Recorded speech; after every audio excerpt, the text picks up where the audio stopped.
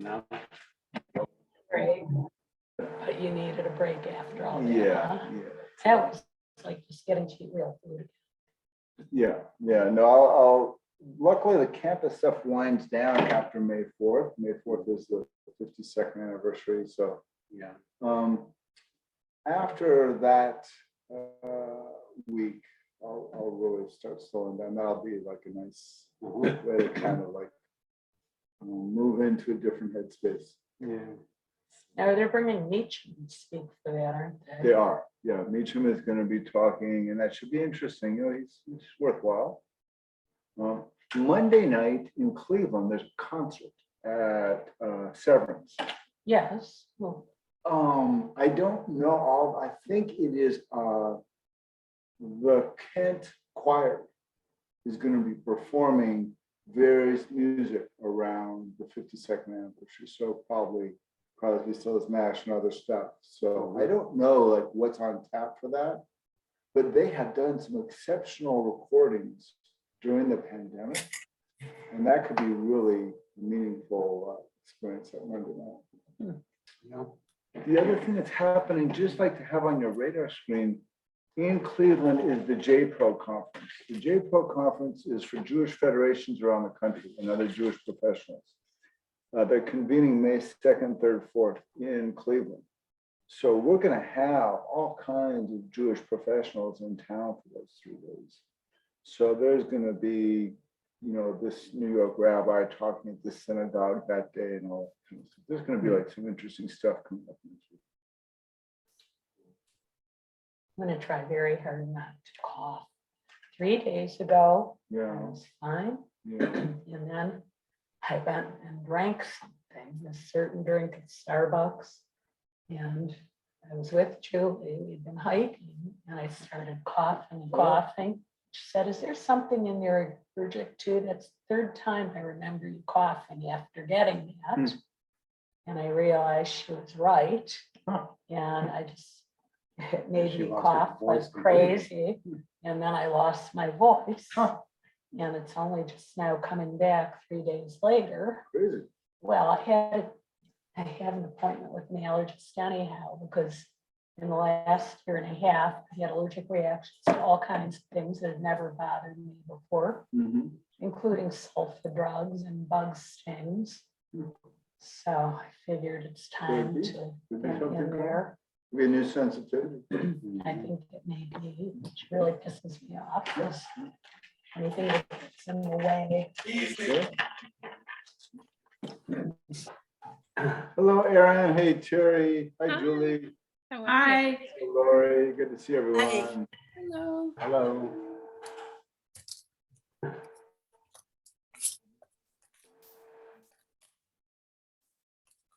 Is the camera focused on us because it knows we're The here? or is it camera's you? here. There's 3 cameras. Yeah. in it.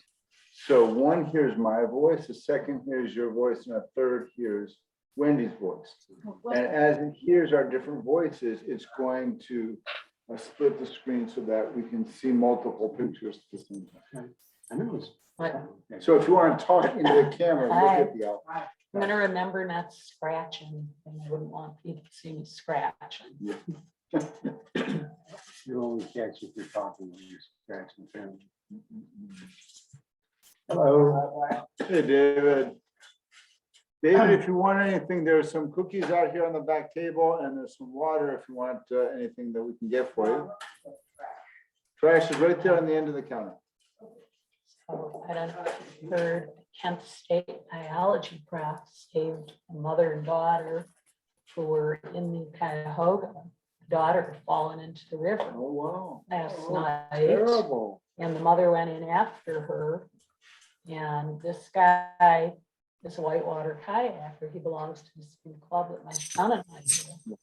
And he heard yelling, and he'd just come out. He had brought his play kayak to kind of surf the waves. Mhm.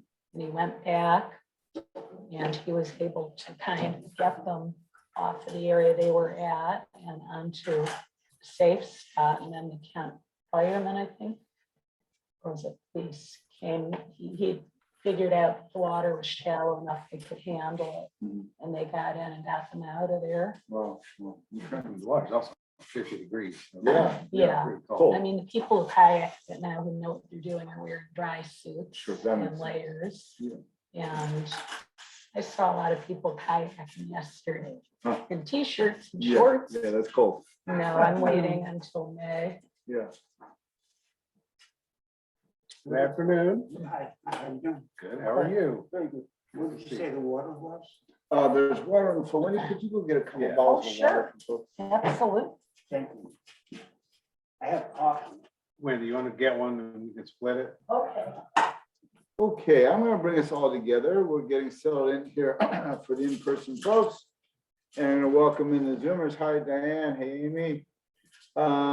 Ezra, if you could share your screen for the Shehechianu prayer. This is Here a you prayer go. we Thank say you so much. Sure. regarding festival times, also when we have moments where we're celebrating special experiences in our lives, like bar and bat mitzvah, like weddings, like baby namings.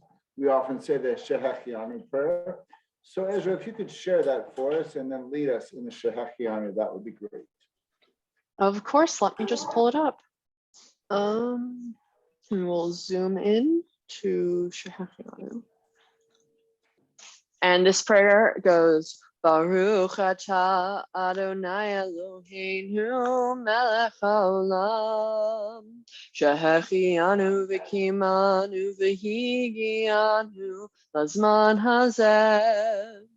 Baruch atah Adonai Eloheinu melech haolam, shehechianu v'kimanu v'higianu lazman hazeh. Amen.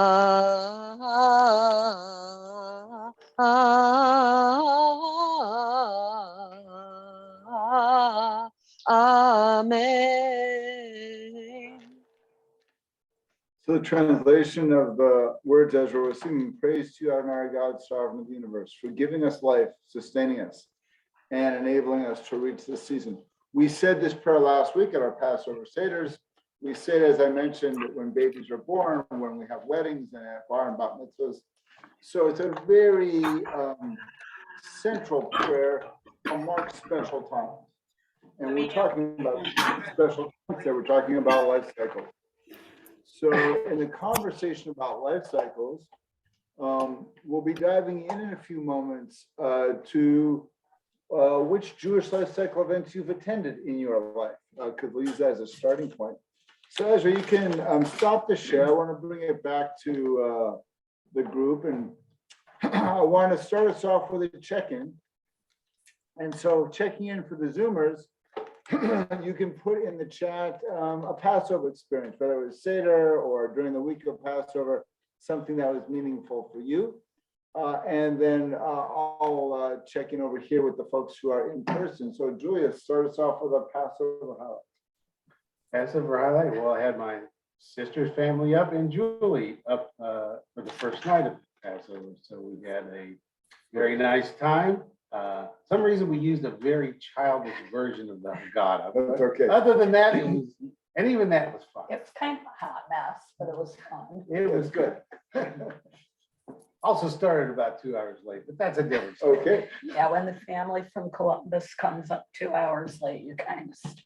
you are, for sure. Okay. You want to add in a piece of something special from Passover? Oh, well, my sister-in-law is a really good cook and she brought up so many wonderful Passover foods. That's great. We were eating them up until, hey, well, it was just fun. And we enjoy having everyone together. Gordon, something new or good from the past week? My dad kind of wanted to keep it low key, so we just had some wine and matzah. Sorry, I don't know why I forgot that. And we said a small prayer, and that was about it. We didn't really do much. Okay, great. David? Well, Friday night, I was invited to a small Passover dinner, and included there was the president of Kent State University. Wonderful. So was this here in Hudson? Was Yeah. it great? Yeah, it was one of the church, the temple members. Yeah. Invited me. And I know that Todd and Moema used to be members here at TBS years Yeah. back when they lived here in Hudson. Yeah. And so they're certainly connected to this community in a variety of ways. Yeah. It's great. Very nice time. Alex, go ahead. Well, I came to the Passover event here, and that was very nice. So give me a highlight from your event. For you, Well, it's the first time I've had filter fish. okay? You liked it, It was good. great. And he got to sit with me. You did, that's right. Ezra, why don't you run us through some of the chat responses? Of course. Erin had an amazing Passover that went well. Cheryl had her first Seder in Hudson with her children and grandchildren in person. Jean mentions Israeli food in DC, and Julie says that she had 2 Passover Seders. Great, okay. Oh, can I say Go ahead, that Amy.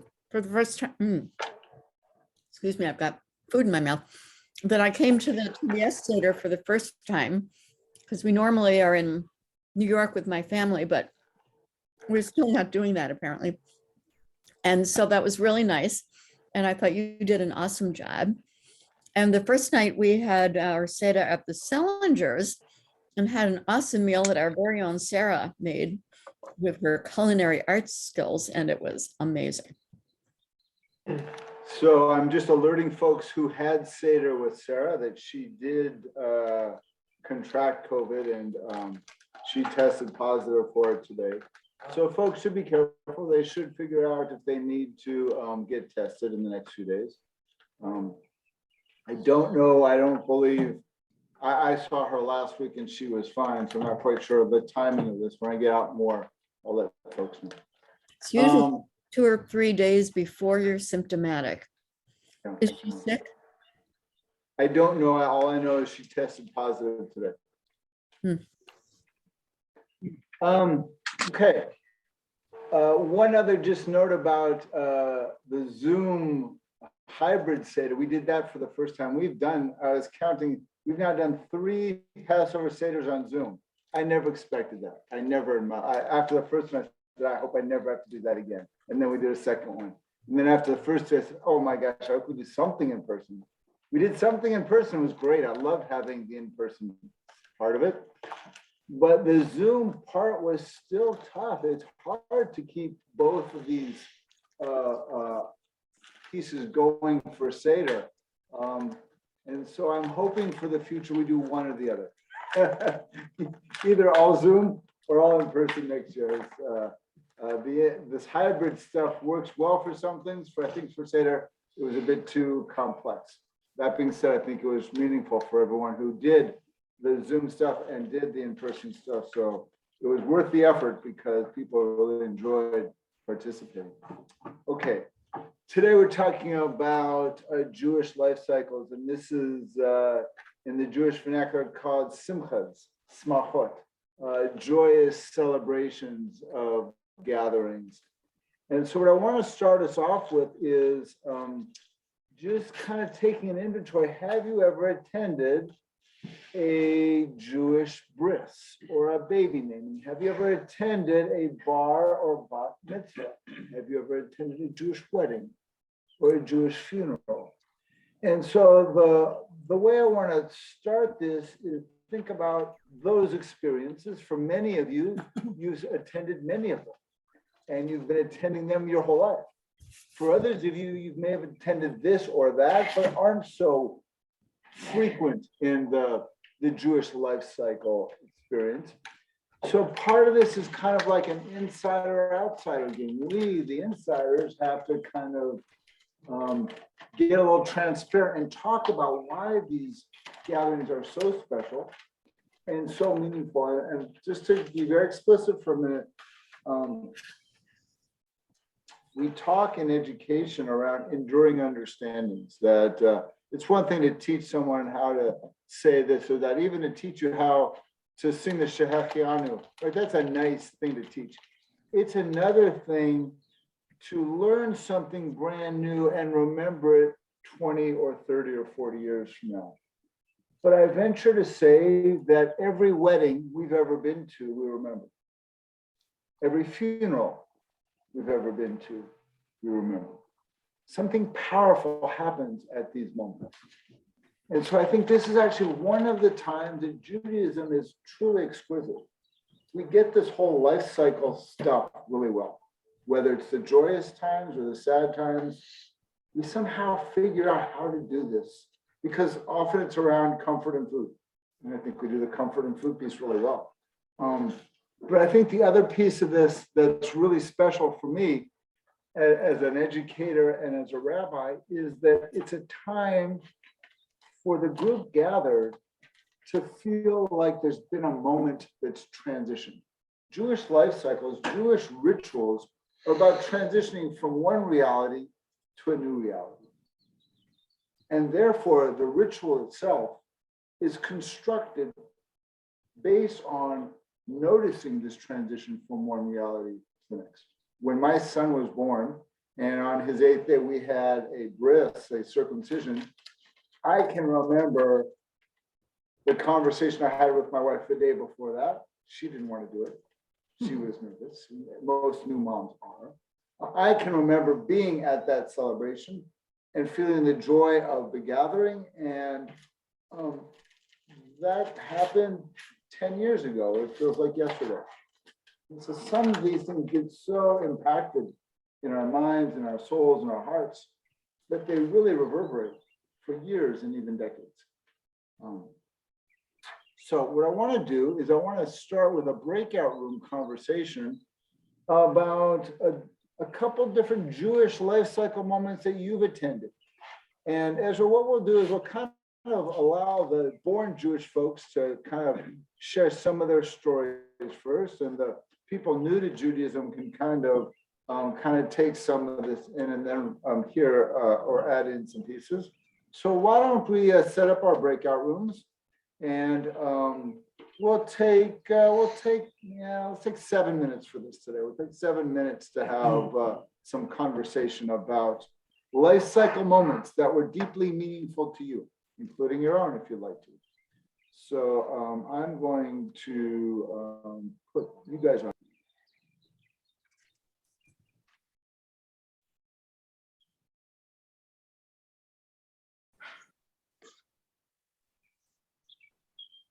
Welcome back to the main room. And I'm gonna give Ezra a chance to give us a taste of what was going on in at least some of the breakout rooms. So Ezra, why don't you give a little report back?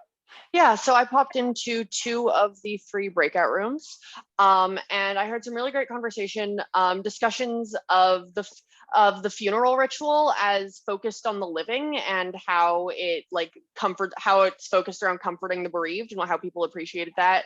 Also discussions of Brit Milah and what that looks like, what that can be like, and then the discussions of how Judaism celebrates joy and what rituals around like bar mitzvahs, bat mitzvahs, weddings are, and what it looks like, how we do things with joy and what joyous rituals look like. I want to just check in with the other folks who weren't in Ezra's Zoom experience in the breakout room. Amy, just going into your room, do you want to give us a highlight or two from your breakout room? Well, we have 2 people that weren't raised Jewish, and me, who was raised secular, and the Kramers who were. And we all had fun connections to it. I talked about my experience of Shiva for my parents, and especially my mother, that I celebrated with my sister's family, as being extremely, extremely impactful in my thinking about the need for my connection to the Jewish community. Yeah, and I think, Amy, that's a lovely way of kind of connecting the dots for me in this broad concept that a lot of this around weddings and funerals and baby namings is getting a sense of community, getting a sense of the family members and the friends who are there to make it a meaningful experience. And so feeling like this is more than just happening to you as an individual, it's more than maybe your love, your partner, your spouse, that there's a gathering there, a communal experience. And so I think one of the aspects of life cycles in the Jewish context is it's very community based. We often bring an extended sense of community here, and that enriches and makes it a broader, more complex and more beautiful experience. So, I just want to say with Zoom, the food doesn't taste very good. no, food's terrible. And that's really important during one of these events. And so, if you think back of how we did Passover Seder for 2 years on Zoom, Lori organized catering that first year to make sure that people had a catered meal while they were sitting down to their Zoom Seder, right? So yes, I do think part of this from a communal experience is to figure out not just the ritual, but the tactile, the physical, the sensory, the food piece. Because, it's the old joke, Jews celebrate holidays by saying they tried to kill us, we won, let's eat. And so kind of life cycles are not so dissimilar from that. We're celebrating these moments in life, and then we're going to sit down and enjoy the moment by having this festive meal, this Seudat Mitzvah. And so the festive meal is this enlargement of this extension of the ritual. And so it's not just a 5 or 10-minute ritual, and then you go on the rest of your day. It's a ritual, you share stories, and then you have a meal, and the stories continue. And so it's not a short, quick, in, out, let me get back to work. When your life is changing, when it's transforming, you need to take time to soak in the complexity and all the things that are going on. There's no better discussion than talking over a meal. Okay, what I want to do is kind of run us through from A to Z the different Jewish life cycle gatherings and give a little bit of explanation for the different aspects of these. And the one that I'm going to start with is conversion, because it is a little bit like birth. It is a new identity that's being celebrated. And so we'll do conversion and then we'll do birth next. So for the conversion candidates who are gathered here, this is a way to figure out what the ritual is. And the way I think about the conversion ritual is 2 parts. That a rabbi, the sponsoring rabbi, convenes a Beit Din. We find 2 other rabbis. We get 3 rabbis in the area to put together a law court for the period of time, where they can put their name to a document to say that this conversion candidate has gone through all the steps and all the practices that are appropriate for conversion. So the first part of the process is kind of like, when doctoral students defend their dissertation, they go in with a board of folks who are going to, challenge their findings. We don't do that. We hear the stories, but we don't challenge the veracity of their facts or their research. We want to hear their spiritual autobiography. We want to hear how they're telling their story up until that moment, and then what are they thinking about in the future. A couple notes about conversion before I talk about the second half. Conversion in Christianity is pretty simple. If a Baptist woke up this morning and wanted to become a Methodist, the Baptist goes to the local Methodist church and says, today I'm a Methodist, I'm in it. This is the Jesus idea that I follow, and I'm going to be part of your conversion's over. It took the length of time for that person to declare. And so part of the conversion mindset is that in Christianity, it is all about belief. What's the idea of God you believe in? And that's it. For Jews, that's nice, it's optional. Some of us believe, some of us don't. And that's kind of weird. So for Christians, they're going, so what do you do with non-believers? You welcome into your community? I said, of course we do. We have non-believers, we have believers, we have everybody in between, and then we have a party together. And so I think part of this is to say that the Jewish community is comprised differently than the Christian community. We do welcome in atheists and agnostics. We do welcome in secular folks. It's just kind of what we do. The other piece of this is the rabbi in a conversion is representing the community.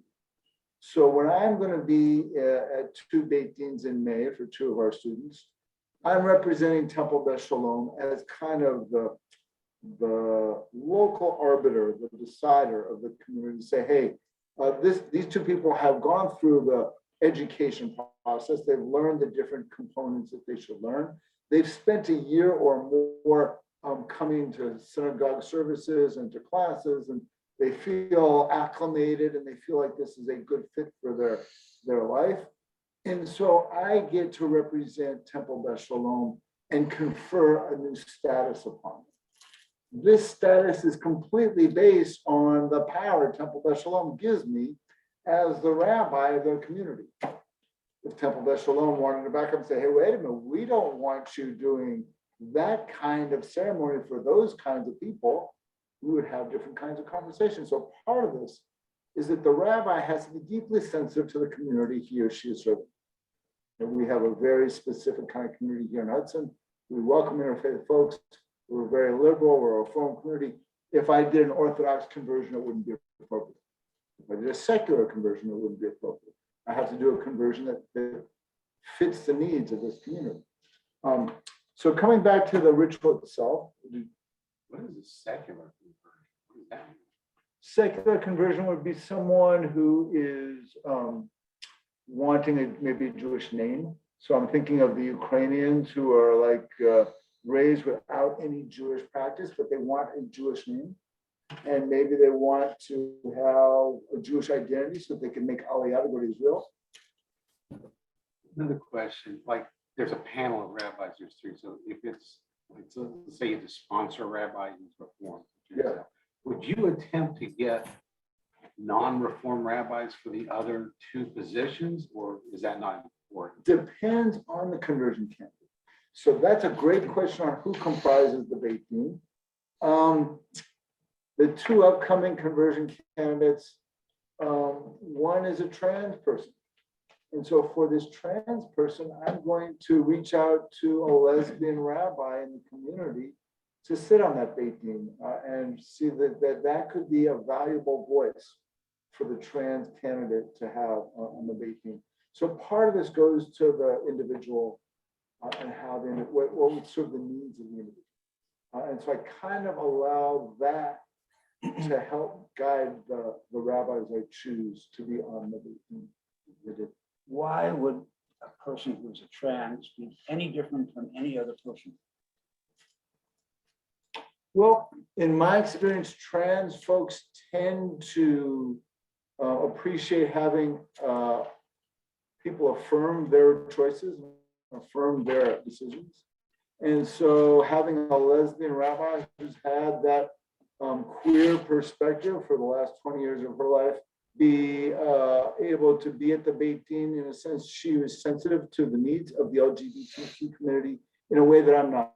I'm an ally. Right? I support the LGBTQ community, but I'm not in that first person experience. A lesbian rabbi would be.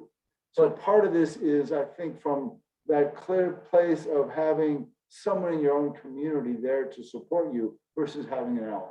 But they're a person. They're not. They're just a person. Why would they have to be considered anything else but a human being? All right, so I've got 3 rabbis that can be there. I can have any 3. Yeah.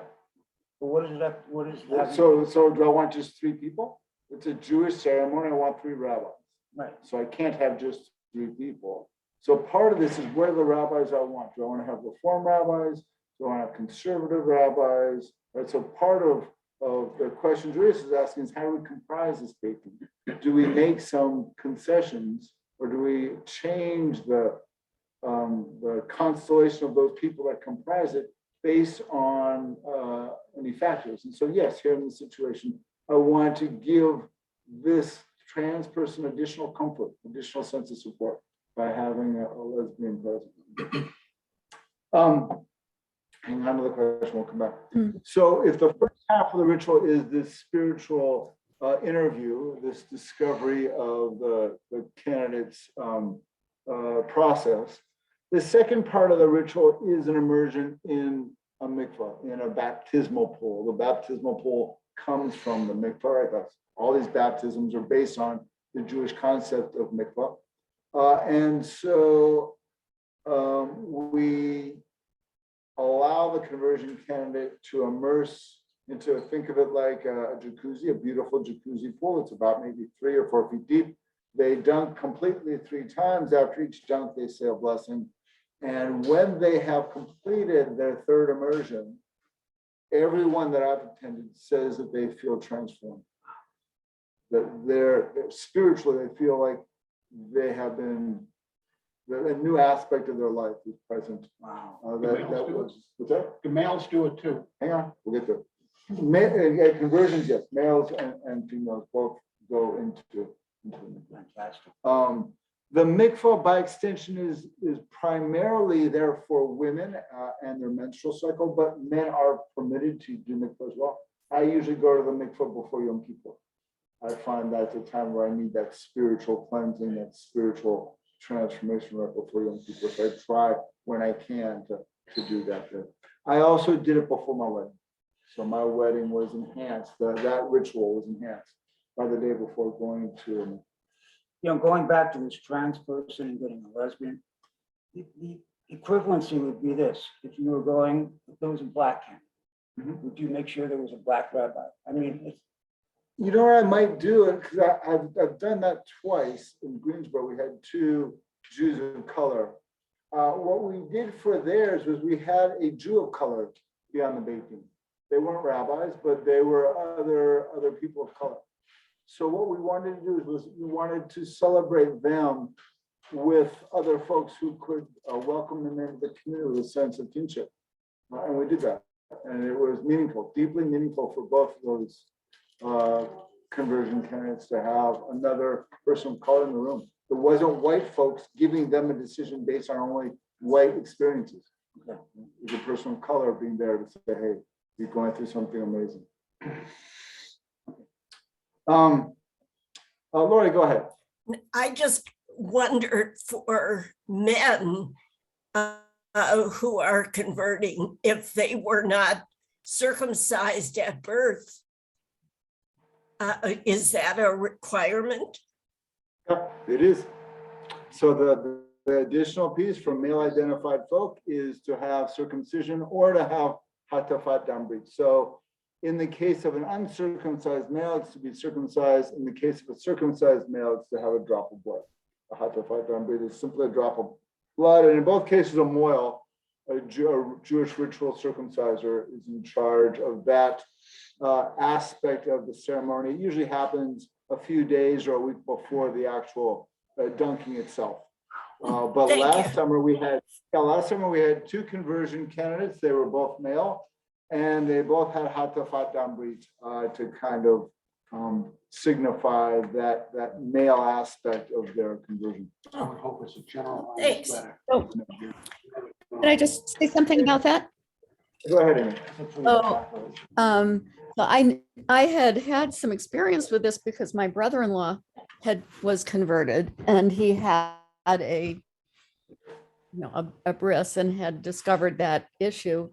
And then when we adopted my son, we had a lot of conversation about what to do about that, because we had an agreement, my husband and I were in an interfaith marriage, that this was a decision about religious identity that we were going to leave to our children as adults.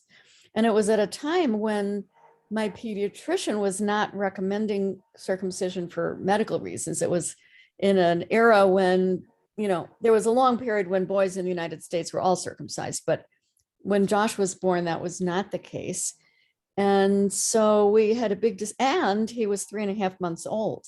So it wasn't like he was a newborn. It required anesthesia, and it was had to be a hospital circumcision.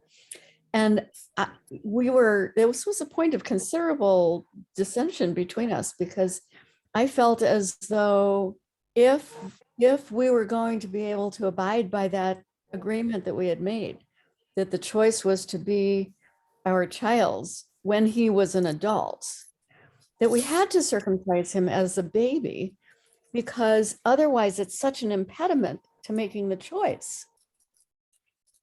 So we went ahead with medical circumcision, not a ritual circumcision. But that was really a big deal in the adoption. Yeah, and part of what we're naming here, Amy, is that circumcision is not an easy or quick conversation. There's a lot of complexity to this. We're not quite at that, the baby naming, the baby ceremonies yet, but when we circle to that in a few minutes, we can come back to this point that circumcision has a lot of deep complexity to it. And there are some, particularly on the West Coast, San Francisco, Portland, Seattle, where they're no longer only circumcising Jewish boys. Sometimes they choose not to circumcise and they do an alternative ritual instead because they feel that circumcision is a form of mutilation. I don't agree with that assessment. I've got my own agenda, my own bias on why I circumcised my own son. But I do think it raises that point of how much choice, how much volition we're giving for our children, and when do we as parents step in and say, hey, I want to do this thing now when the child is young, versus giving the child autonomy to make the decision when they're 12, 15, 18, 22, whatever. There's a lot of pieces to that. It's not an easy question. Coming back to conversion though, after the conversion candidate dunks into the mikvah, we welcome them into the Jewish community. And I will tell you, every time I have been at that moment and the third immersion is finished and we sing Siman Tov and Mazel Tov, I cry. It's like, it is so special. It is so powerful to be witnessing this moment that, like at a wedding, you cry. It's just to be struck by the power of the moment. It is truly a phenomenal thing. Okay. That's conversion on 1 foot al regel achad. I'm now going to kind of, in a moment, move us to baby namings and baby welcomings. But Amy, go ahead. I just had one other thing I wanted to say. You were talking about how so many of these rituals that, involve community. Just the other piece of my brother-in-law's experience was that he was in Vietnam. He had gotten married just before he went to Vietnam. And in Vietnam, decided he wanted to convert. And the rabbi over there refused the conversion. He agreed to study with him for the conversion, but he said, this is not a final decision you can make in isolation. You need to make this when you're back home with your wife and your family. And this is not just a decision to make alone. And I was thinking about that when you were talking about both community and the issue of, how this is different from, say, a Christian conversion, where it's a very just me decision. And so, Amy, let me kind of like update that story as I experienced it on campus. When freshmen come to me and say, hey, I'd like to convert to Judaism, I'll say, great, it's not going to happen this year. We're going to take the slow boat. We're going to study together and we're going to give you a lot of experiences, because in that case with an emerging identity of a young adult, they might not know all of those adult experiences, and they may not know where they're going to be making their community yet. And so for people who work on college campuses, they hold that issue dear at heart, and it becomes kind of the guiding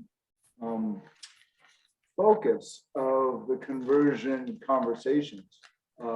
Is it right? Yeah, we don't have to rush. We can, let's let all these emerging identities come to fruition and sort them out, because there's a lot going on for folks, whether they're in a great distance like Vietnam or on a college campus. There's a certain remoteness there. There's certain awayness. They're not formally connecting to the communities that they'll be thriving in as young adults. I can't think of many occasions that aren't followed by food. Is the mikvah followed by food too? Can be. Okay. Okay, we're going to now move from this conversation to one about welcoming babies. The Jewish baby boy is typically welcomed in on the 8th day for something called bris, which is a Yiddish term for circumcision. The Hebrew term brit means covenant. We are entering the child into the covenant. So comparing this to circumcision, we are welcoming the conversion candidate into the covenant as well. And so one more thing about the conversion piece before we dance too far away from that. For Reform conversion candidates and Reconstructionist conversion candidates, we often encourage not just the conversion piece, but also a second step in the education process. That they should, a few years later, some years down the line, have an adult bar bat mitzvah.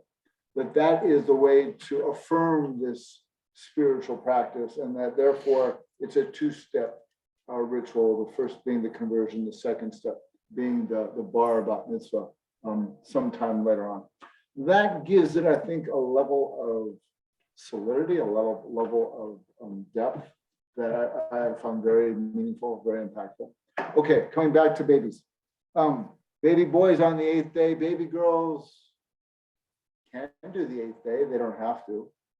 The Torah has a very specific set of laws that the Jewish boy can leave the nursing of the mom at 8 days and then can continue nursing for the next couple of months. But the baby girl gets double the amount of time of emotional and nurturing care with mom. And so baby girls can have a baby naming or a welcoming ceremony a month in, 3 months in, even a year in. And that's very typical. What we often do for baby girls is we kind of do a little ritual thing of washing their feet, which is another welcoming gesture. It is not nearly as dramatic as circumcision. And that's got its own pluses and minuses. For the boy, the circumcision, we now know medically at 8 days, the baby boy will not remember what happens on the 8th day of life. It just isn't going to register in its long-term memory.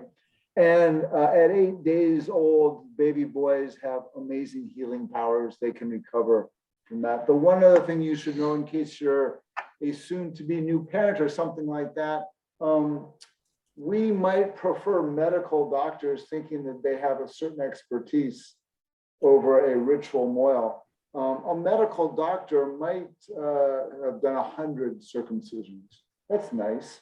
It'd usually take about 20 minutes. A moil's done about 10,000 of them, and they take about 7 seconds. You're not going to do And well. so when it came to making that decision, we did not choose a medical professional who had only done 100 procedures. We chose a moil who had done, I think at that time, 20,000 and was not going to mess around. And in those 20,000 had zero infections. Yeah. Zero, because it's so quick. Right? So I know they're trained, but are they certified by any medical boards or? Certified by a rabbinic, some are. So some go through medical training as well. The person I use in this community is both a medical doctor and a moil. I just felt like the government's pretty big on who can and can't do surgeries and Right. stuff. I don't know if that was You don't need a license to do earrings. Right. This is external. That being said, the guy I use, Justin Lappin, is a medical doctor in Beechwood, and he's been very, very welcoming. He's also trained through the conservative movement, so he knows not just the medical procedures, he also knows the Jewish legal procedures, and he's got a lot of skills in both of these. Dr. Kiva Stoll is a backup. Right. A couple other notes about welcoming in babies. As I mentioned, on the West Coast, there's been these alternative traditions that are beginning to welcome in boys who don't want to, or parents who don't want to circumcise their baby boys. a quick story. When my wife turned to me on the 7th day of my son's life and said, "So do we really have to do this?" She's a rabbi. She's a rabbi, right? She's a conservative rabbi. The conservative rabbi turns to Reconstruction. Do we really have to do this? And I had to give her an answer better than yes. And so the answer I gave to her was, when my son is 13 years old and he's changing in the boys' locker room in middle school, that decision will have been made for him. He will not have to decide for himself whether he wants to be circumcised or not. Everyone who sees his circumcised foreskin in that men's locker room will know that he has a circumcised penis. We are going to make that decision for him. Someone made that decision for me, and I didn't want that to be a choice that he had to navigate when he was a teenager. What was your wife's hesitation? What was her? The baby was perfect. The baby was perfect, and there was no way that a circumcision was going to improve on what had just come out of her uterus. I got you. And also knowing that it's incredibly hard to watch your Yes, baby very hard. start You must have felt crying. Very hard. And so part of this is it's very hard, very emotional for moms to have this experience of the baby being taken away and the mom's needs completely negated. For mothers, the circumcision can be very, very jarring. And in Orthodox settings, I've only been to a few Orthodox verses. It's been brutal, just brutal. But the women aren't even in the room. They're not permitted in the room with the baby. It's violent. Which is also upset because your son probably had an impossible APGAR score of 11, right? No. He was a zero. What? He was a zero. No, APGAR is 0 to 10. 10 is perfect. 0 is really in trouble. He was in trouble. Oh, He had the cord wrapped around him. Yeah, he was in trouble. I just say one thing. I worked for a veterinarian for 4 years in high school. And I didn't like to do anything that was lethal or anything like that. But one thing I didn't mind doing, a puppy cutting its tail. It was slicing through butter. The puppy barely even cried. Huh. Because the tail was made out of cartilage and it was like nothing. And like I said, it was like just cutting a nail? no, cutting the Yeah, I tail. know, but it's like cutting a nail. You don't feel it. They didn't feel it. It was just so, not a bone. It wasn't even a bone at that point. When it was a So couple of Lori, I hairs. see a hand. Go ahead. Yeah, I wondered if we could talk for a minute about the other side of naming and why Jews name for people who have died as opposed to living, and how you determine the Hebrew name for a person. Oh, that's a great question. So there's two different traditions. Ashkenazi Jews differ from Sephardi Jews on this one. Ashkenazi Jews prefer to name babies after dead relatives. So I'm named after my great-grandfather. Typically it is someone who's died recently, like right before the baby is born. So in Gabriel's case, we named Gabriel after both my grandfather and Rachel's grandmother, because we wanted to name him after two very strong personality types. We wanted to give him the gift of a strong name from two strong personalities. And the name Gabriel means, power of God. So you can't get a more powerful name than that one. So that's the Ashkenazi tradition. The Sephardi tradition is actually to name them after living relatives. And so it's kind of a split about how the Jewish communities tend to do these naming practices. After the bris, after a baby naming, there is typically a meal to celebrate the gathering, and it is a really joyous and special event for the family and the community. And it is a special, special time. The next thing I want to talk about in the life cycle stuff has to do with bar and bat mitzvah, and that is about reaching the age of majority. For girls, traditional girls, it's 12. For liberal girls, it's 13. For boys, it's 13. And primarily, I want to think about the bar and bat mitzvah through the lens of not what we do with it, but what we should do with it. American Judaism has bastardized this tradition and turned it into a bar mitzvah factory. Right? We have built synagogues along this bar mitzvah factory. We get people here for 5, 7, 8 years to send their kids to religious school, and somehow the Jewish teachers will indoctrinate Judaism into their children, and they won't have to do any of this as parents. And that's like a weird thing to do. The way I want to reframe it, and the way I try to reframe it for the students in my bar mitzvah group this year, is to think about not bar mitzvah as graduation, because 13-year-olds aren't graduating from anything. They're becoming young adults. That's really nice. They can, make another baby. That's great. That's really what the age of majority means: is you can impregnate someone else and make a baby, or you can be impregnated and make a baby.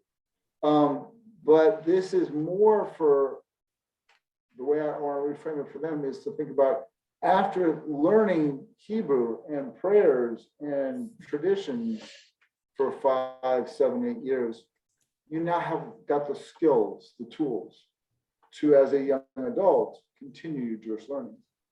So this is really the goal I hope to impress on them. They rarely want to hear that. They want to be done, right? They're 13 years old. They're done with the Jewish Hebrew school environment. But what I try and do is at least let them know that as Jewish teenagers, they're going to be needed as leaders in our community. They're going to be important in our community. And I also want to give them the goal that when they get to college, that they have a place to do their Jewish stuff on campus.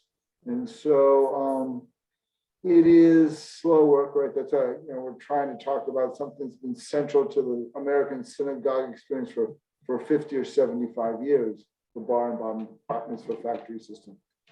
The new thing that I'm doing with that is based on this 100th anniversary of the bat mitzvah.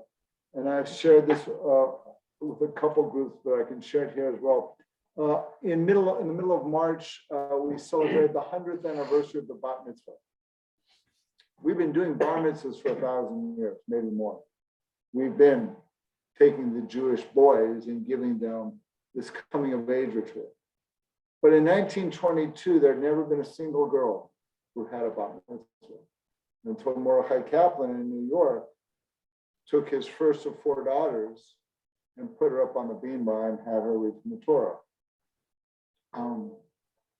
Why does he do that in 1922? Because in 1920, women got the right to vote. Mordechai Kaplan was in love with American democracy. He thought American democracy had a huge voice in Jewish spirituality, and he wanted American Jews to do American Judaism differently than the way he was raised in Latvia. And so he was going to shatter the glass ceiling. He was going to permit girls into this ritual. And so 100 years ago, he had the very first girls' bat mitzvah. And 50 years later, we had the first woman rabbi, and I think those dots are connected. That there's a certain motion leading from one to the other.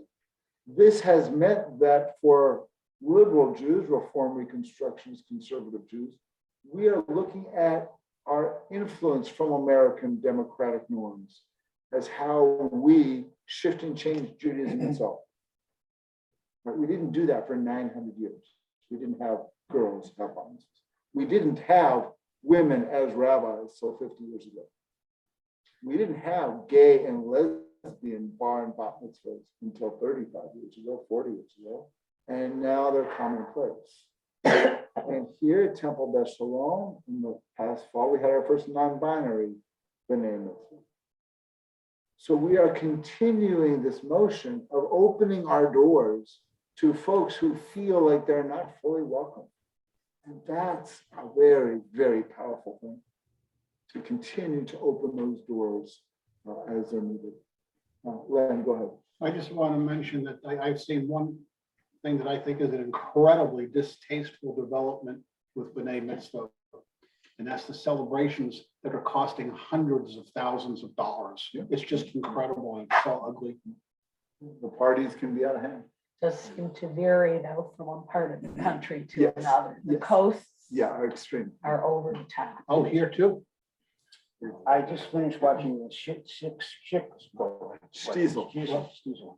And in that show, the males go to yeshiva and they study years and years, and it's the highest calling of the males.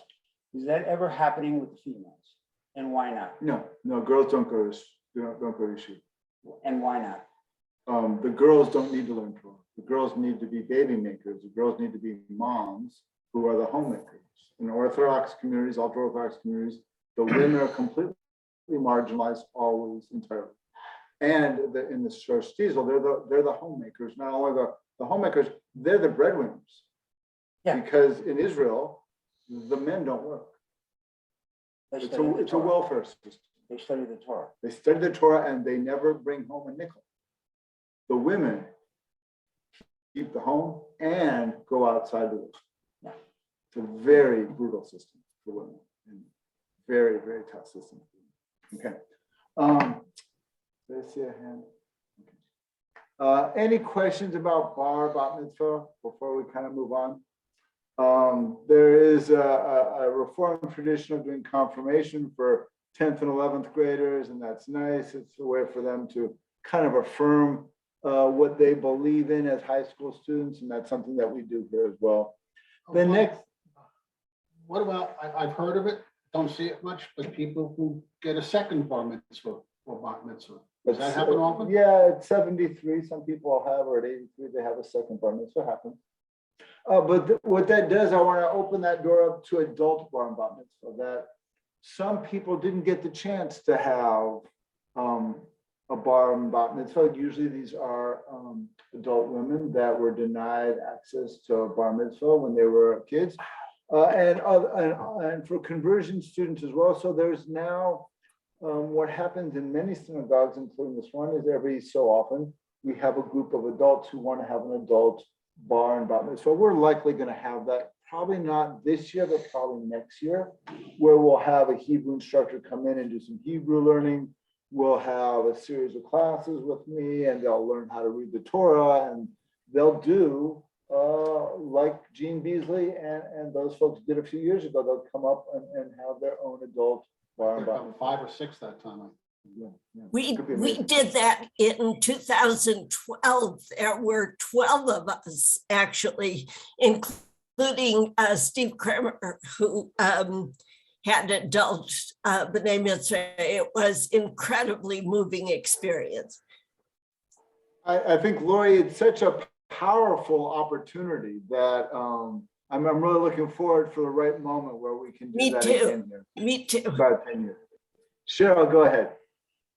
Say that I also didn't have a regular bat mitzvah when I was young, and I at my youngest son's bar mitzvah, I decided to do it then, and I read, a Torah portion at the same time that he did, and that was very moving to be able to do that.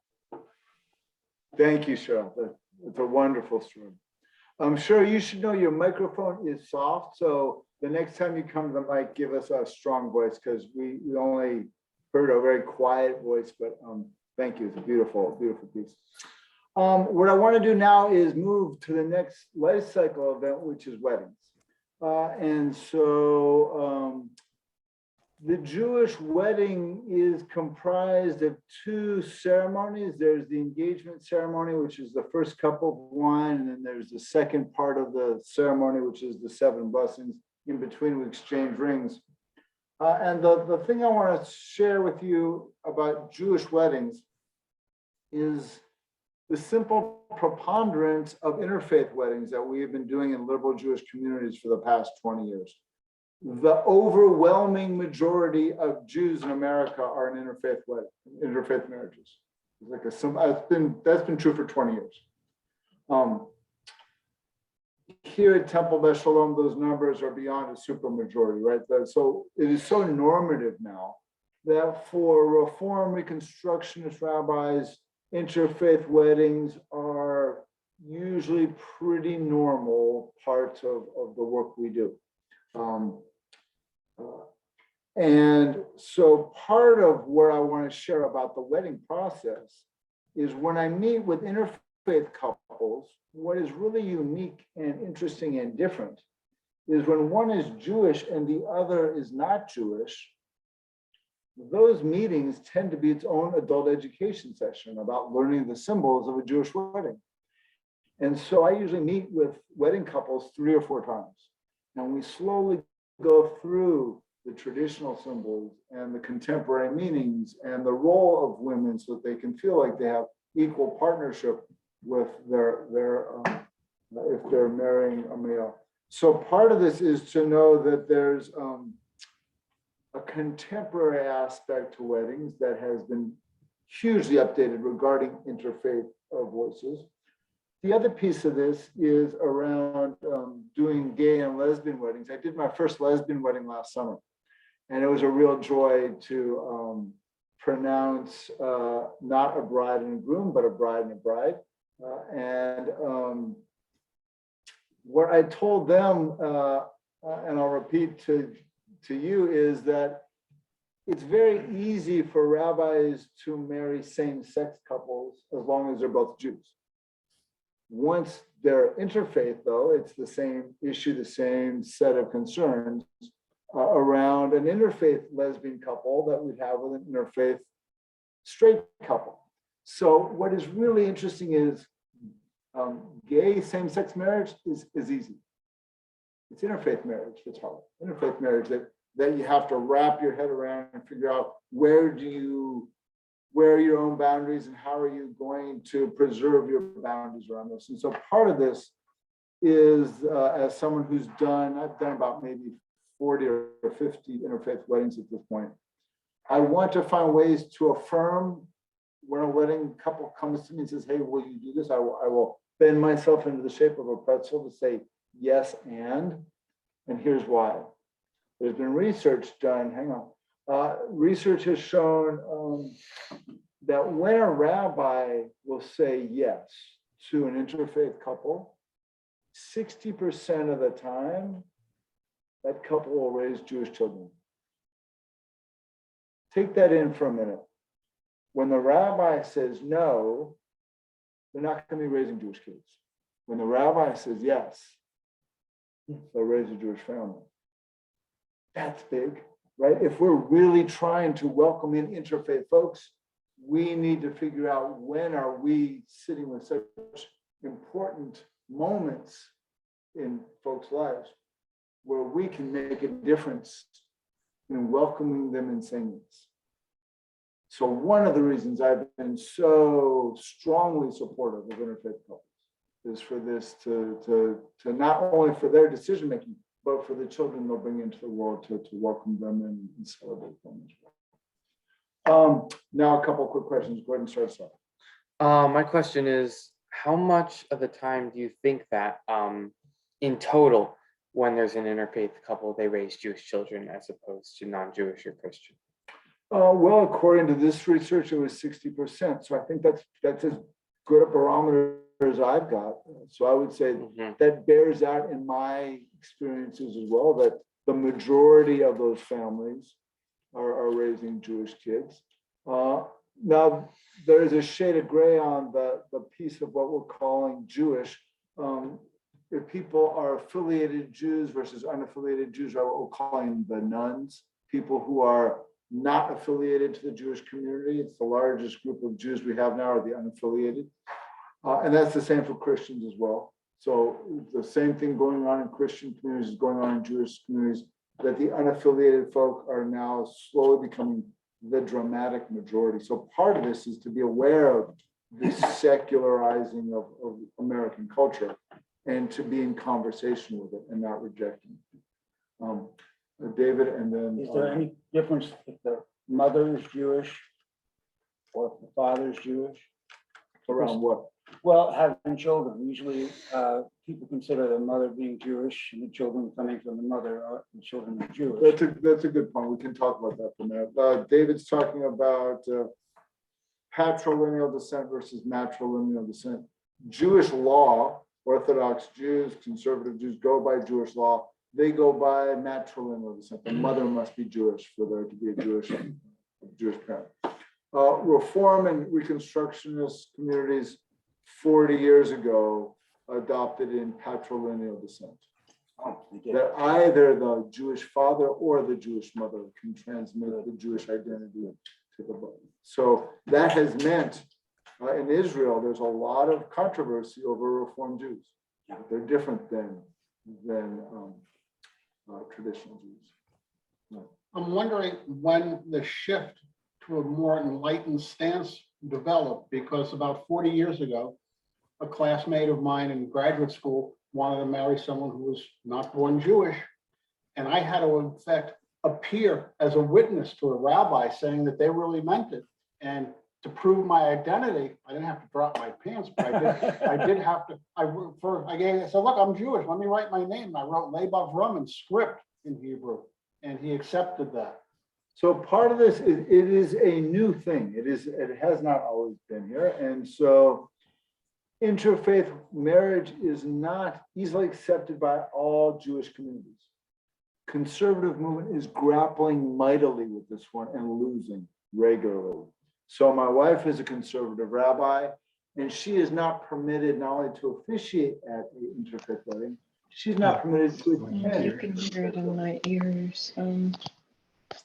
So I'm gonna ask folks to stay muted if they can, because I'm getting a little bit of feedback.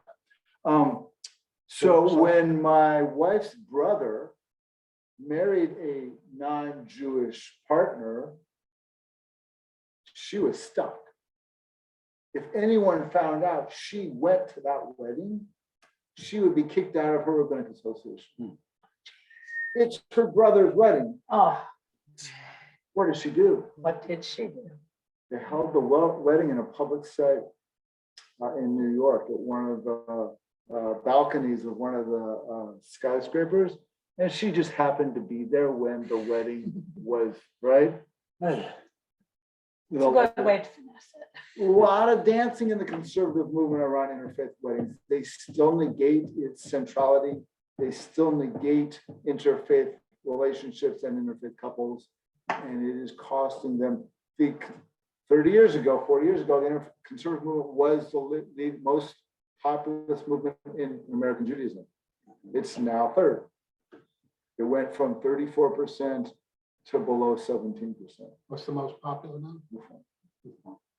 Is this topic we're talking about, is that a main reason why the conservative movement is?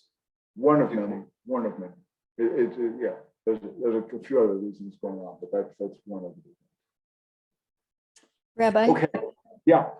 when you Go ahead. officiate at an interfaith wedding, do you ever co-officiate with a non-Jewish clergy? Yeah, good question. Thank you. And my quick answer is no. My rabbinic association, the Reconstructionist Association, does not permit me to co-officiate at interfaith weddings, to stand with a Christian clergy and say in the name of Jesus that this wedding is going to be said, as well as in the name of Adonai. And that is an ethical boundary I've maintained, so I have not co-officiated. It is also a standard that they're considering shifting and changing after 30 years of maintaining this standard.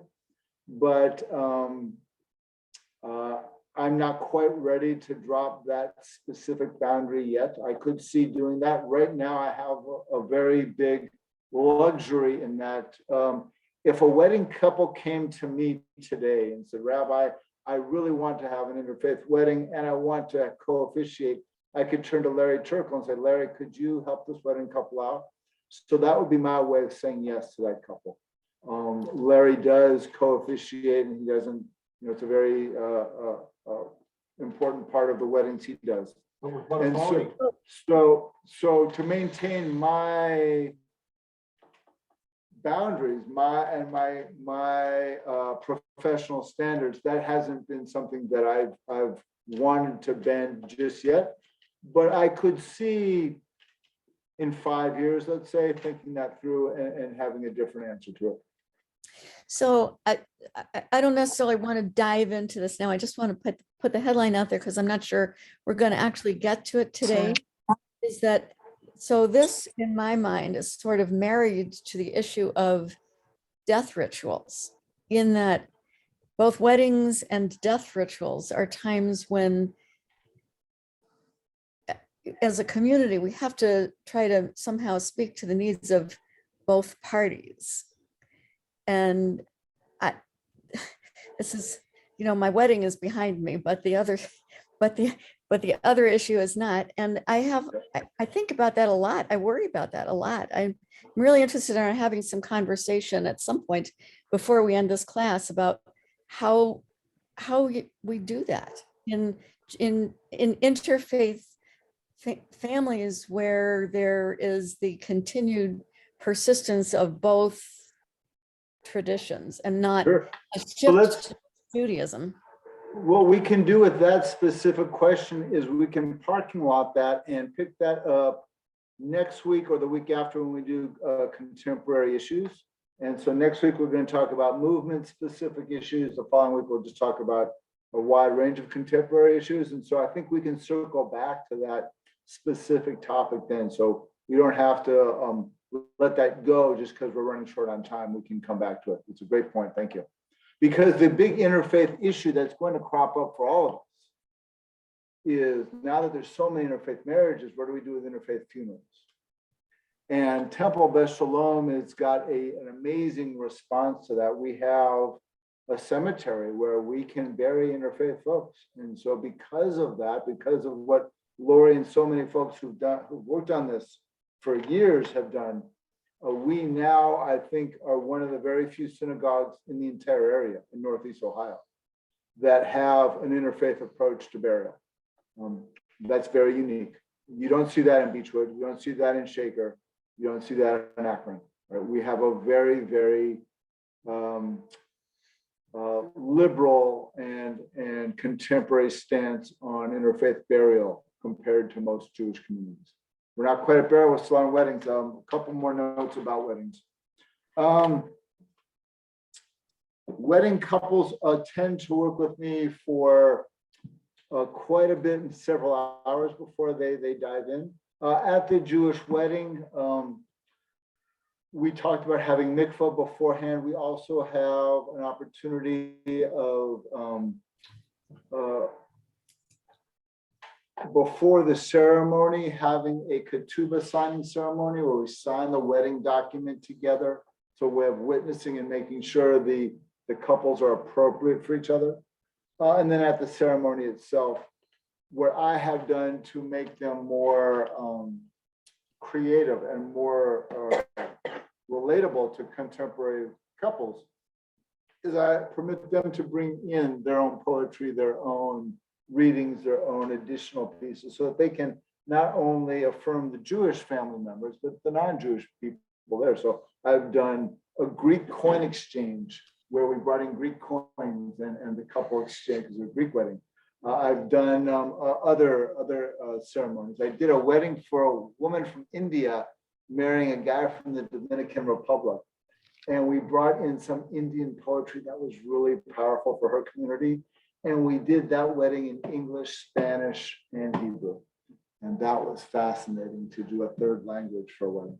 So we're all thinking about, doing these in a variety of ways.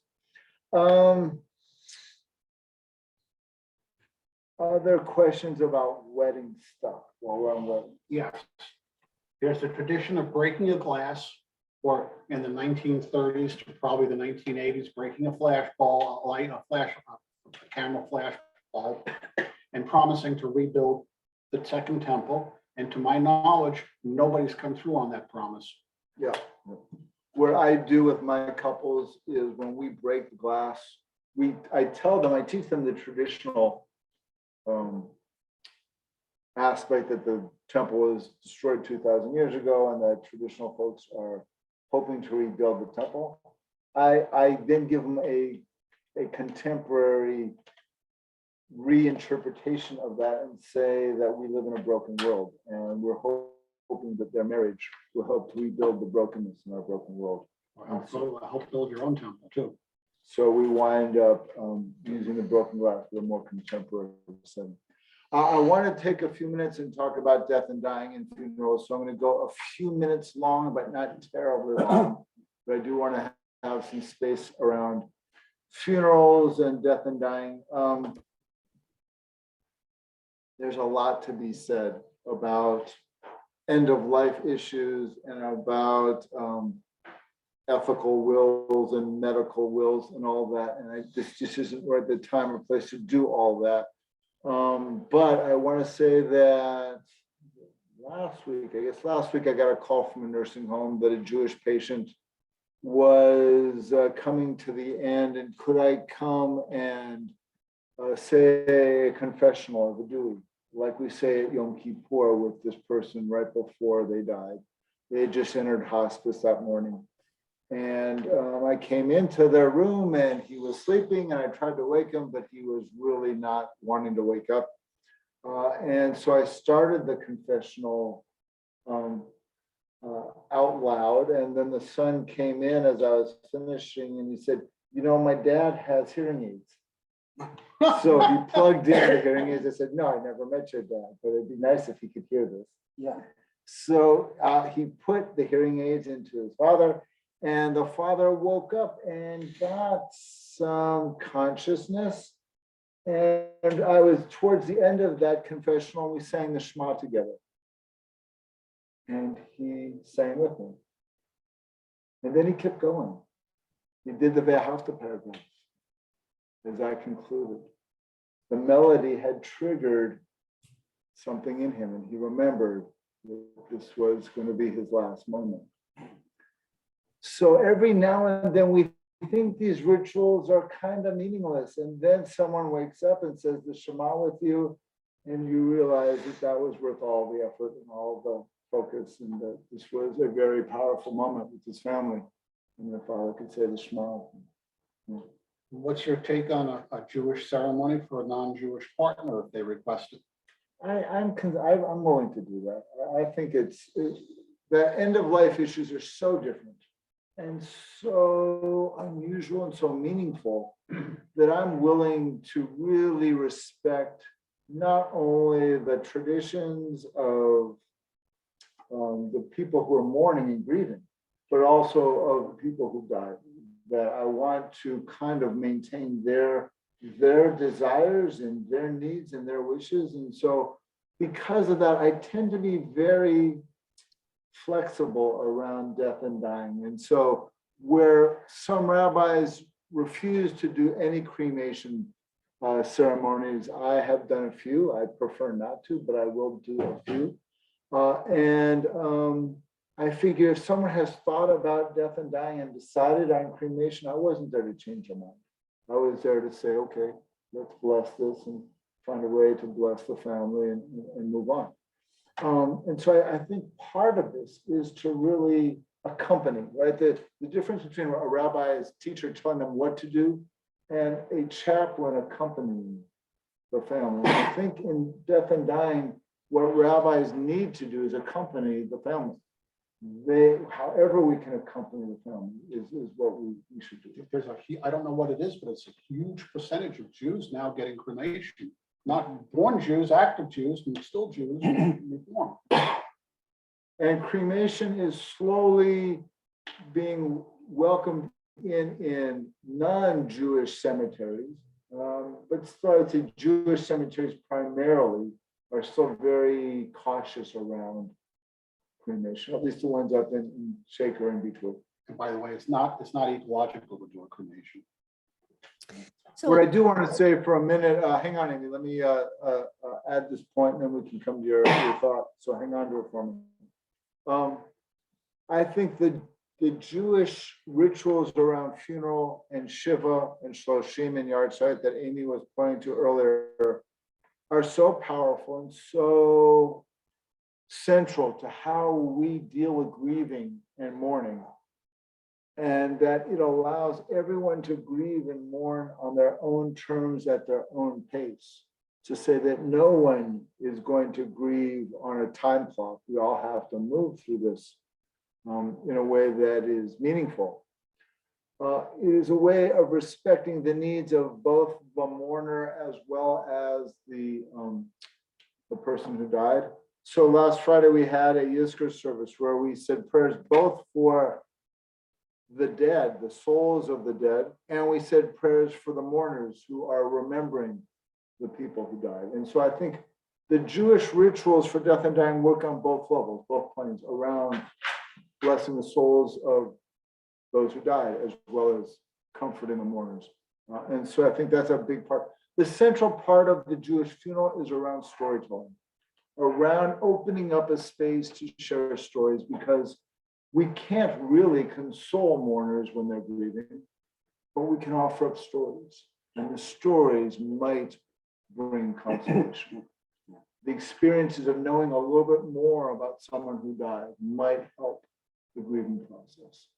And so that becomes a big central part of how we ritualize that experience. Okay, a lot to say about funerals and death and dying. We're not going to get all that. Amy, I saw your hand earlier. Go ahead. So I just triggered by that last thing is that I wanted to say that my experience of Shiva in the secular sort of setting in which I've lived it in my life has largely been around that opportunity for storytelling.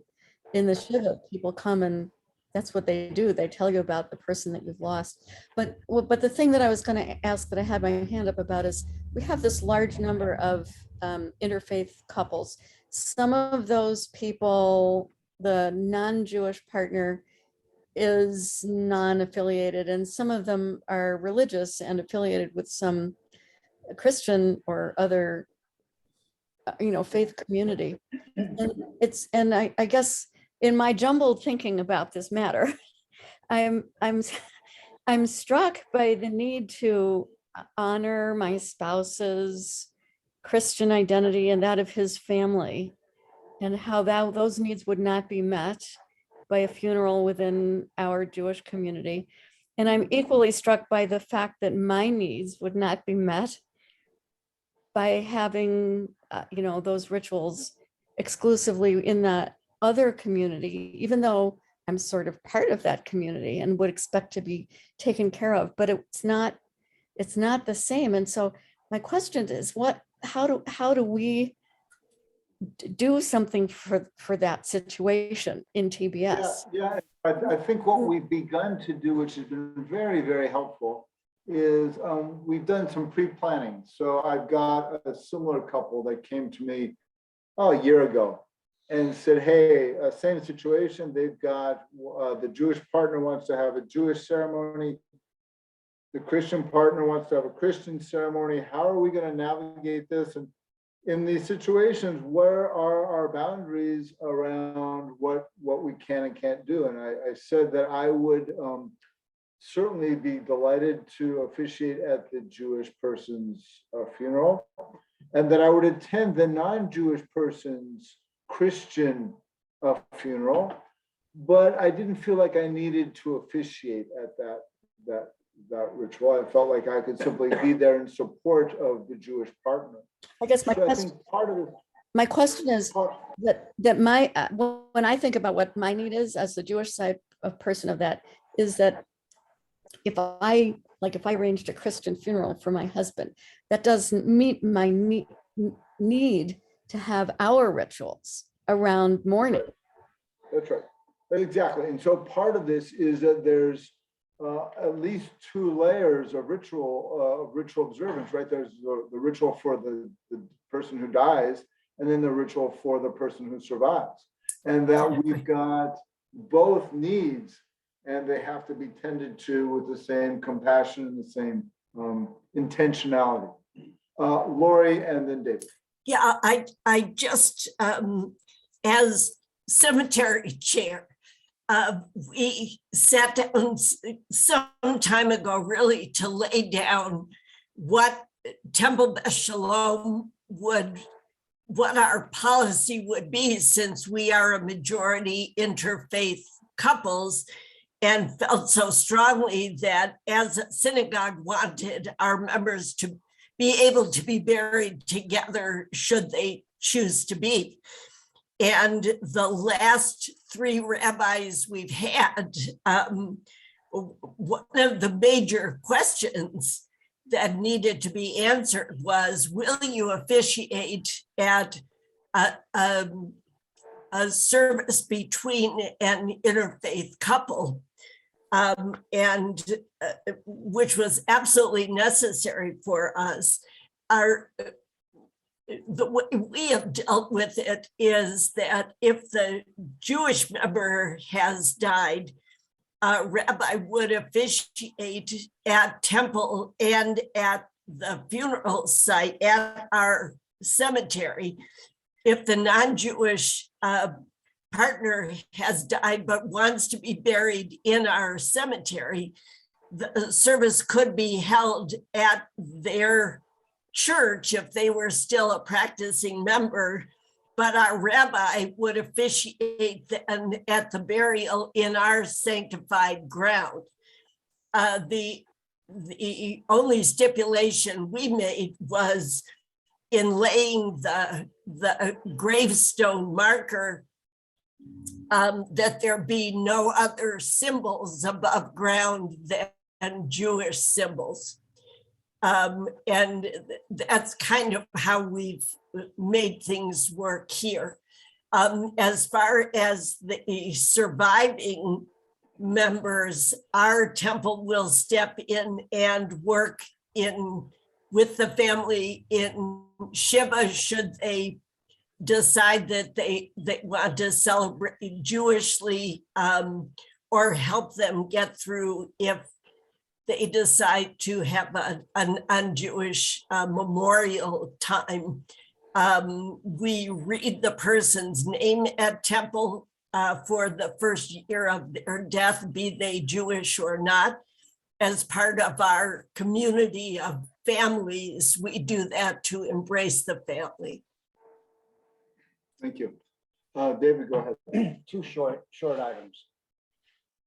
A sitting Shiva has the beauty of flowers and delicious food. Secondly, I would like this, I think I have the answer, but I'd like to know, Jews don't go to heaven, is that correct? Oh. Maybe. I mean, there's no official heaven for the Reformed, the conservative, Too big a question to answer in 30 seconds. So we can get to the heaven question when we get to the contemporary issues, but we'll pick up. So save that for 2 weeks when we talk about contemporary issues. We can talk about heaven. My understanding is no flowers. No flowers. In heaven or just?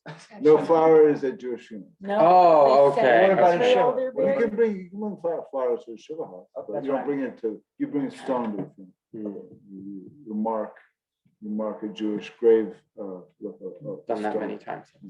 Yeah. I want to respect time. It's 5:33. I know that we could probably have lots and lots of questions. And so what I'm going to do is simply give the reading for next week. And then anyone wants to hang out for a few minutes, we can have any last minute questions. Next week, we're talking about modern and contemporary Jewish movements. We'll talk about Reform, Conservative, Reconstructionist, Orthodox. The readings will have to do with those movements and how they've historically adopted, both in Essential Judaism and in a Book of Life. I would say most of the readings here is going to be out of Essential Judaism, but there's a bit in each. So next week, we're going to be talking about contemporary Jewish stuff from the lens of the 4 movements. The following week will be our final week, and that's where we'll talk about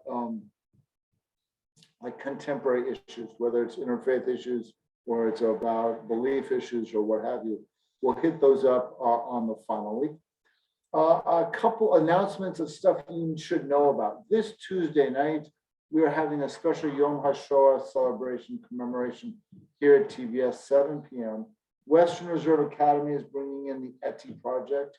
An actress is going to come and perform readings of a journal of a Holocaust victims journal. It's going to be very powerful. So she will perform from 7 to 7:45, take some questions. Afterwards, we'll have a brief Yom HaShoah ceremony where we'll light memorial candles for the 6 million and say a few prayers. I think it's going to be a hugely attended group. We're expecting 60 people from Western Reserve Academy.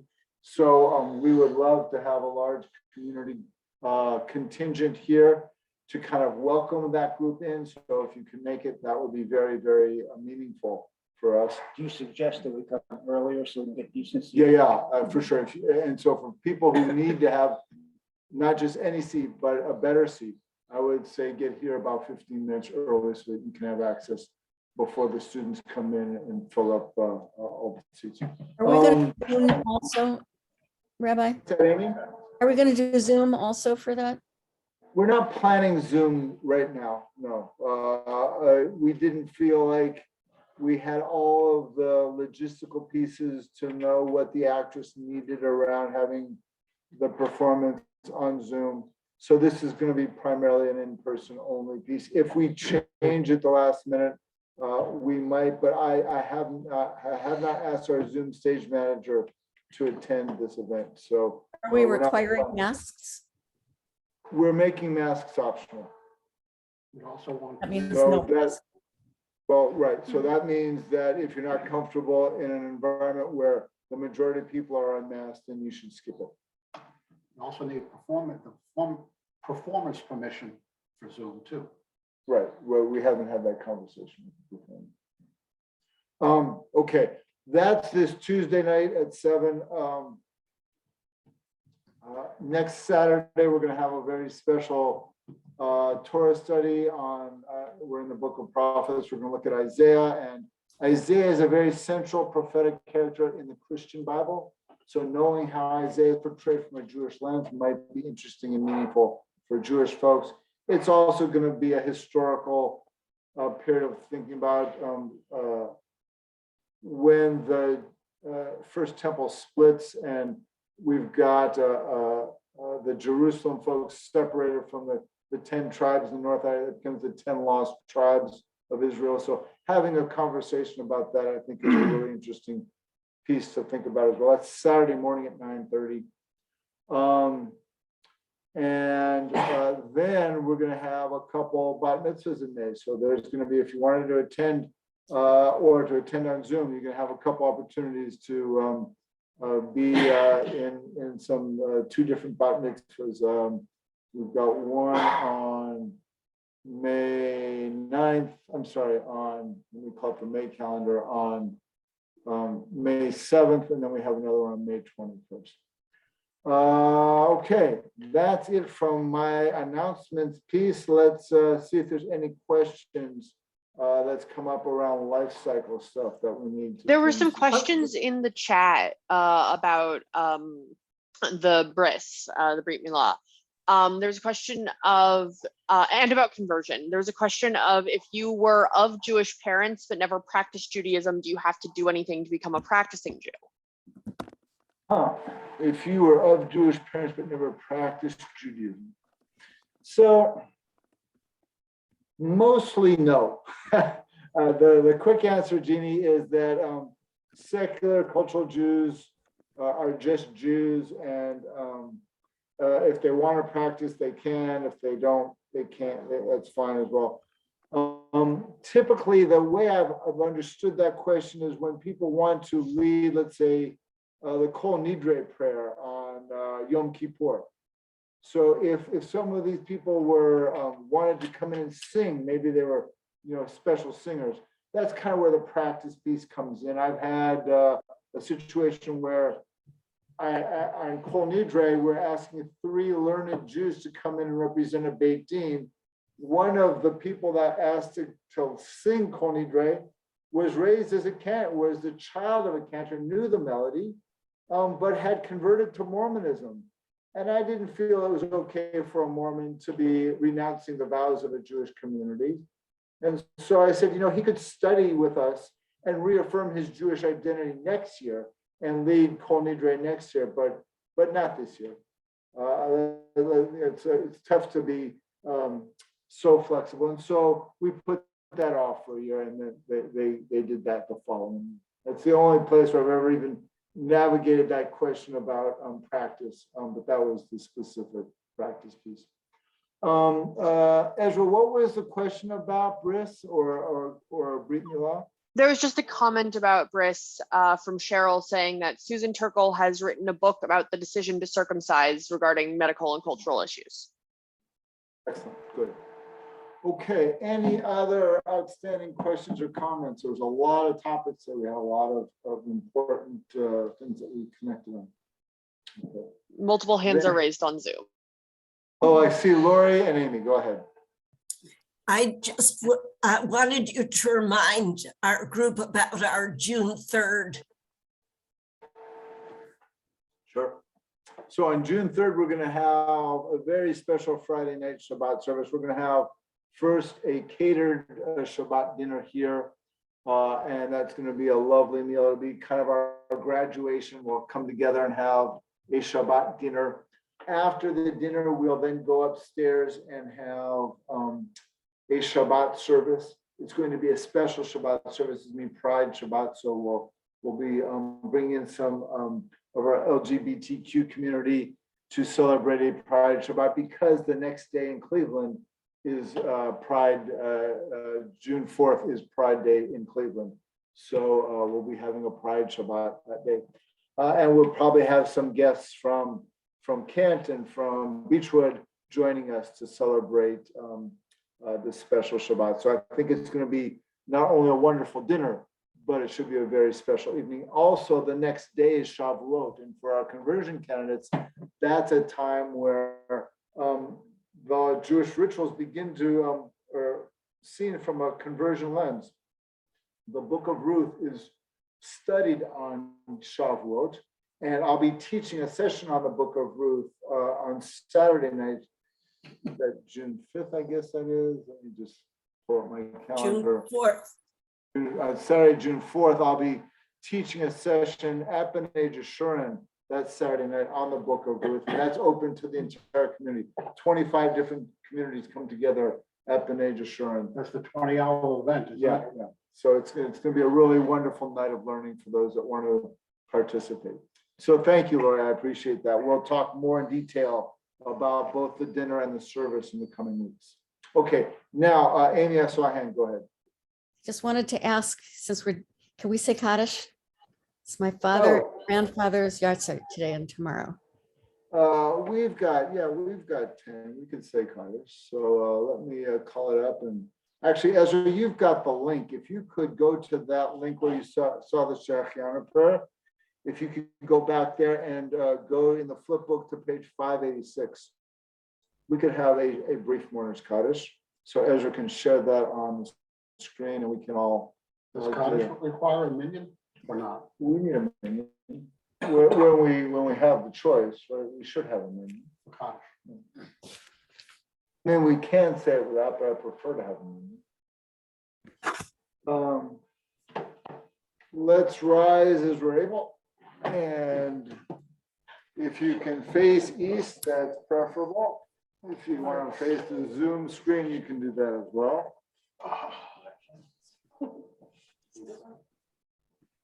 That's north, isn't it? I believe east is out this way. So windows out there. Oh, okay, I got it. Okay.